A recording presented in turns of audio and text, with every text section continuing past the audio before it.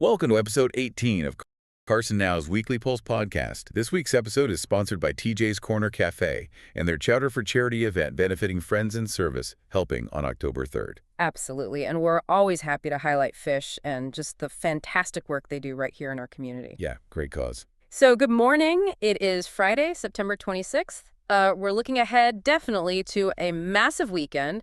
Candy Dance is here. The 103rd. Big one. It is, but first, we should probably guide you through the top stories, the essential headlines we've been tracking for you at Carson Now over the past 7 days. Okay, let's do it. Let's unpack the news. And we have to start with kind of a somber note, thinking about legacy in history. We reported this week on the passing of the famed Nevada historian and archivist, Guy Rocha. Yeah, that was Thursday. It's a really significant loss for the state, truly. He was the state archivist for quite a while, wasn't he? Oh, yeah, nearly 30 years. Held that post right up until 2009. And his reputation, well, it wasn't just about, keeping documents safe. He was really known as this relentless debunker of Western tall tales. Separating the myths from the facts. Nevada's got a few of those. It does. He was the guy pulling apart the history, sorting out what really happened from, the romanticized stuff. And probably his most widespread contribution, the thing that, really touches every Nevadan every year, Nevada Day. That's the one. You got it. He led the crusade, really pushed the legislature to finally establish Nevada Day as that 3-day weekend we all count on. Right, because before that, it was kind of all over the place. Exactly. The bill passed in 1999. Before then, there was always arguing about the date because the historical records weren't totally consistent. Rocha's research basically proved that inconsistency, and that paved the way for the long weekend we get now. Pretty cool legacy. Definitely. And speaking of history, that kind of leads us nicely into another historical tussle we covered in our Nevada Day magazine, this sort of battle old as time, you could say. Yeah. Genoa versus Dayton. Who gets to claim the title? Oldest non-native settlement in Nevada. Okay, so what's Genoa's argument? Well, Genoa points to the Mormon Station Trading Post. That was established back in 1851. And, State Parks actually backs this up, calling it the first permanent non-native settlement. That word permanent is really key for them. But Dayton pushes back. Oh, yeah. Dayton says, hold on a minute. They base their claim on Lucina Parsons' diary, or recording, from 1850, a year earlier. She noted over 200 placer miners were already working Gold Canyon then. Right, and there's a historical marker, isn't there? Yep, State Historic Marker number 257. It supports Dayton's claim of continuous occupation. So maybe not permanent buildings right away, but people were definitely there working. So it's permanence versus presence. Kind of. If you dig a little deeper, it's almost like two visions of Nevada clashing. Genoa represents maybe the merchant class, the folks on the immigrant trail, the established side. And Dayton. Dayton's more the gritty working class miners, the backbone of the Comstock era. So it really makes you think, right, what counts as a settlement? The first building or the first group of people sticking around, who gets the trophy? A debate for the ages, maybe best had over a drink in Genoa or Dayton. Maybe so. All right, let's pivot now to local stuff. Carson City School District. We covered their board meeting this week. They had a couple of important items. One was adopting the restorative discipline plan. Yeah, that's for the 2025-2026 school year. It's actually mandated by state law, NRS 392.4644. And the key thing is what has to be in the plan. Right, it's not just about punishment. No, exactly. It has to cover 4 specific things. Student accountability, restoration related to whatever happened, relief for any victim involved, and then, concrete plans for behavioral change. It's a more holistic approach. Okay. And they also had a first reading on a policy about a drug and alcohol-free workplace. Policy 225. This was basically an update to clarify the district's rules on prohibited substances. The big clarification involves marijuana. The updated policy makes it really clear. It prohibits possession, use, or being under the influence of all prohibited substances while you're on duty or on district property. And that explicitly includes both medical and recreational marijuana. Which is interesting, right? Because cannabis is legal in Nevada for adults. It is. But this is tricky for districts and, frankly, a lot of employers. They still have to navigate federal regulations and federal drug-free workplace standard, where marijuana is still classified as illegal. So state law says one thing, federal says another. Complicated stuff. Okay, shifting from the district to the state level. Our reporters were looking at a new state law, AB 73. This one deals with AI in politics. Yeah, artificial intelligence images in campaigns. This law kicks in this January. And what does it do, basically? The core requirement is disclosure. If any AI is used in campaign material, images, videos, whatever that relates to candidates, parties, groups, it has to be clearly disclosed. Okay, so the idea is transparency. Make sure voters know what's real and what's AI generated. Exactly. The Secretary of State's goal is making sure voters get accurate information.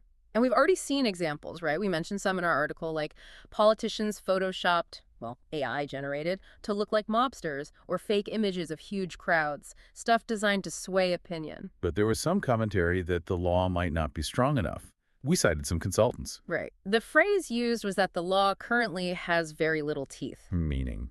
Well, unlike similar laws maybe popping up elsewhere, Nevada's AB 73 doesn't actually impose financial penalties for violations. So the concern is, if someone uses, say, an anonymous social media account to spread fake AI images without disclosure, what's the real enforcement mechanism? How do you stop it?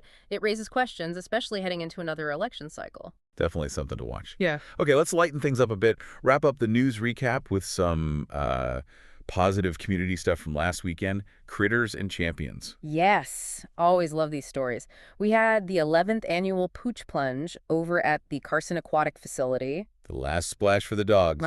Exactly, before they winterize the pool. And it's all for a great cause, right?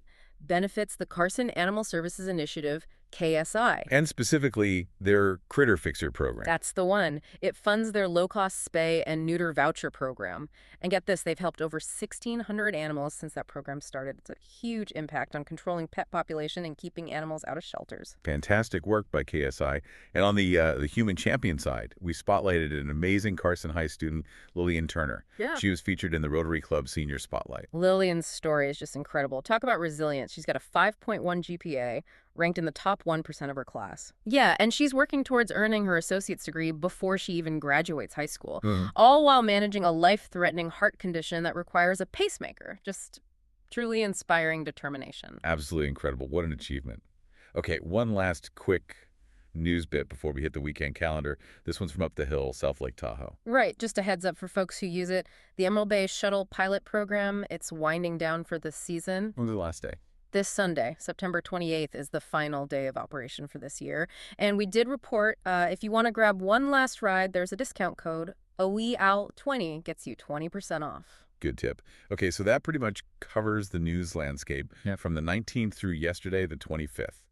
Now let's look ahead. The weekend is here, September 26th through the 28th. What's the weather looking like? Actually, really nice, especially to start. For today, Friday, September 26th, expect lots of sun, high near 82 degrees. Tonight should be clear, cooling down to a low near 50. Perfect fall weather. Saturday. Saturday, September 27th, stay sunny, gets a little warmer even, high near 85. Saturday night, maybe a few more clouds coming in, partly cloudy, low around 53. Okay, and Sunday. Still good. Sunday, September 28th, mostly sunny again, high near 80. But a little heads up here. There is a slight chance of thunderstorms after about 11 o'clock in the morning, and then maybe a slight chance of showers Sunday night, but probably before 11 o'clock p.m. So just keep an eye on the sky Sunday afternoon and evening. Got it. Good to know. All right, the main event this weekend, no question. The 103rd Annual Candy Dance, Saturday and Sunday down in Genoa. Yep, the big one. And logistics are key if you're heading down there. Just remember, the main town entrance is closed off to vehicles from 7 o'clock in the morning until 7 o'clock in the evening, both Saturday and Sunday. So plan ahead for parking, shuttles. Definitely use the shuttles. They're free, and they run pretty consistently from 8:30 in the morning until 5:30 in the afternoon. Yeah. If you're coming from Carson City, the recommendation is usually that Genoa Lane parking lot. It's probably your easiest bet. Okay, good advice. Now let's look at events right here in Carson City, starting with today, Friday, September 26th. If you happen to be looking for work or know someone who is, Carson City Health and Human Services is holding a job fair. It's at the Community Center, 11:30 a.m. to 3 o'clock p.m. They expect over 40 employers there. Wow, quite a few.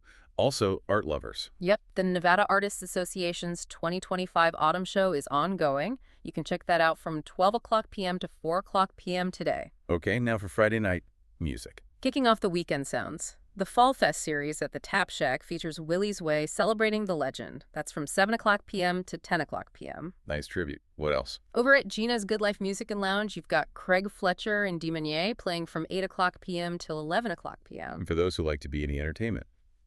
Karaoke. Double dose of karaoke tonight. Saltwater Tavern has their karaoke every Friday night, starting at 9 o'clock p.m. Indie Polecat Tavern also has karaoke Friday night, starting a bit earlier at 7 o'clock p.m. Plenty of chances to sing your heart out. Anything spooky starting tonight? Yes, if you're ready for Halloween season, the Dark Prison Haunted House opens its doors tonight at 6:30 p.m. Ooh, getting started early. Okay, let's move on to Saturday, September 27th. Early start for kids interested in flying. Absolutely. This is super cool. EAA Chapter 403 is hosting free e-flights for kids aged 8 to 17. That's at the Carson City Airport, bright and early, 7 o'clock a.m. to 10 o'clock a.m. What a great opportunity. Fantastic. What about four-legged friends on Saturday? The dogs take over Fuji Park.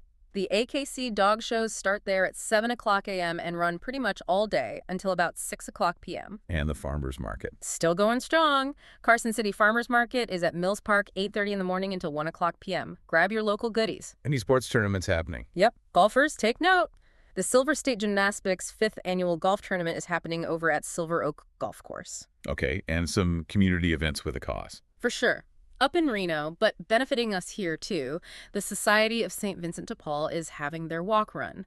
That benefits both Carson and Washoe counties. It runs from 9 o'clock a.m. to 11 o'clock a.m. And a social event celebrating Pride. Yes, the Northern Nevada LGBTQ+ and Friends Social Lunch is happening right here in Carson City at Red's Old 395 Grill. That's from 2 o'clock p.m. to 5 o'clock p.m. A good way to connect and celebrate Pride Month. Great. Okay, wrapping up the weekend with Sunday, September 28th. First off, remember Candy Dance continues down in Genoa for day 2. And it's the last call for that Emerald Bay shuttle up at Tahoe. Exactly. Also, for sporting enthusiasts, the Capital City Gun Club is hosting a duck season tune-up. It's a 3-shot sporting clays shoot.